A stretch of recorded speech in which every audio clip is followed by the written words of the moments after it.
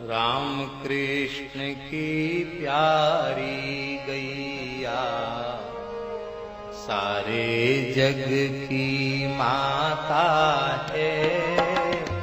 राम कृष्ण की प्यारी गैया सारे जग। चला जैसी सूर्यास्त का समय आया, ब्रह्मा जी बोले महाराज संध्या के समय असुरों का बल बढ़ जाता है, आप थोड़ा जल्दी कीजिए।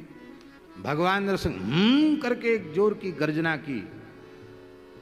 ब्रह्मा जी थर थर कांप गए, मानो भगवान कह रहे थे कि पहले तो वरदान देकर ज्यादा ताकतवर बना दिया, अब कहते कि जल्दी मार डालो, दो दो हाथ करो तो पता चले कितना ताकतवर है, ये तो हम ही झेल रहे हैं इसको। जैसे ही सूर्यास्त का समय हुआ, संध्या वेला आई, ठीक यही वेला थी, यही समय था।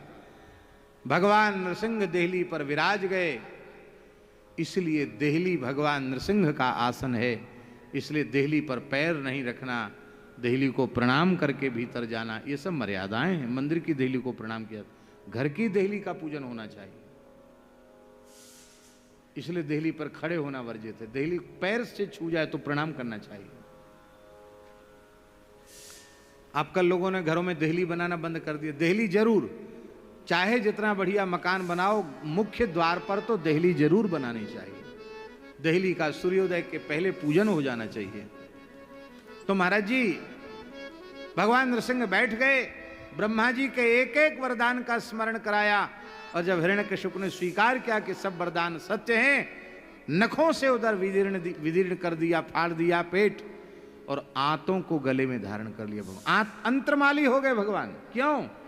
भगवान ने पेट ही क्यों फाड़ा, मस्तक क्यों नहीं फाड़ा? वो सोचने लगे कि ये भले ही दैत्य है पर बड़ा भाग्यशाली है, प्रहलाद जैसे भक्त को प्रकट किया।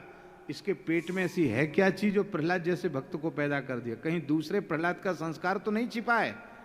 पर प्रहलाद जी के जैसे तो प्रहलाद जी बोले कोई बात नहीं, जिन आंतों में प्रहलाद जी का जीवात्मा होकर आया होगा वो आंतें पवित्र हैं।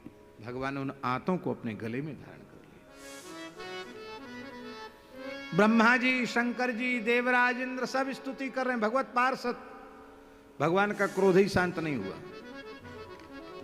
लक्ष्मी जी को भेजा, लक्ष्मी जी खूब बंठन के आई, एक गर्जना की नरसिंह भगवान, लक्ष्मी जी भी भागी। बोलिए मेरे पति, इसमें तो संदेह नहीं है, पर इतना भयंकर स्वरूप इनका हो सकता मेरे मन में कल्पना नहीं थी, मैं नहीं जा सकती पास में।